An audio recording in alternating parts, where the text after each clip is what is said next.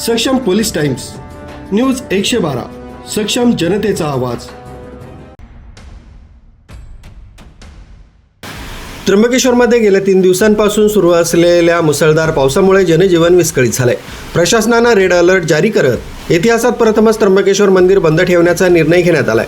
तसंच नागरिकांना अत्यावश्यक कामाशिवाय घराबाहेर न पडण्याचं आवाहन करण्यात आलंय। 5 जुलैपासून त्र्यंबकेश्वर परिसरात मुसळधार पावसाची संततधार सुरू आहे। प्रशासनाने रेड अलर्ट जारी केला असून सर्वाधिक पावसाची नोंद सप्तशृंगी आणि त्र्यंबकेश्वर इथं करण्यात आली आहे। मुसळधार पावसामुळे अनेक रस्ते, पूल आणि शाळा कॉलेजांवर परिणाम झालाय। सुरक्षिततेच्या कारणास्तव इतिहासात प्रथमच त्र्यंबकेश्वर मंदिर भाविकांसाठी बंद ठेवण्यात आलंय। अहिल्या धरण ओव्हरफ्लो झाला असून गोदावरी नदी दुथडी भरून वाहत आहे। त्यामुळे अहिल्या आणि गोदावरी नदीवरील सर्व पूल वाहतुकीसाठी बंद करण्यात आले।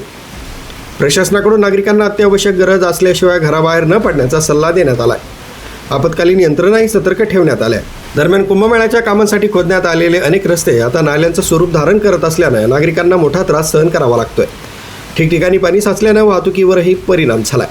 हवामान विभागाने पुढील काही काळ अतिवृष्टीचा इशारा कायम ठेवला असून प्रशासन परिस्थितीवर सातत्याने लक्ष ठेवून आहे।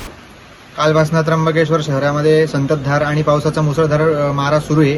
त्याचबरोबर इकडे सगळ्या ठिकाणी खूप पूरसदृश स्थिती असल्यामुळे पहिल्यांदाच इतिहासामध्ये त्र्यंबकेश्वर मंदिर बंद आहे आणि त्याचबरोबर भाविकांना सुद्धा येण्या जाण्याची काही असुविधा येत आहे। ST आणि CNG सगळं बंद आहे। सगळे रस्ते खोदून ठेवले आहेत। त्याचबरोबर काही रस्ते बंद केलेले आहेत आणि त्या ठिकाणी रेड अलर्ट देण्यात आलेला आहे। तर तिकडे पाहायला गेलं तर शाळा कॉलेज हे सुद्धा बंद आहे आणि प्रशासनिक सगळ्याच गोष्टी बंद आहे असं दिसतंय। न्यूज ब्युरो, सक्षम पोलीस टाइम्स, न्यूज 112, त्र्यंबकेश्वर।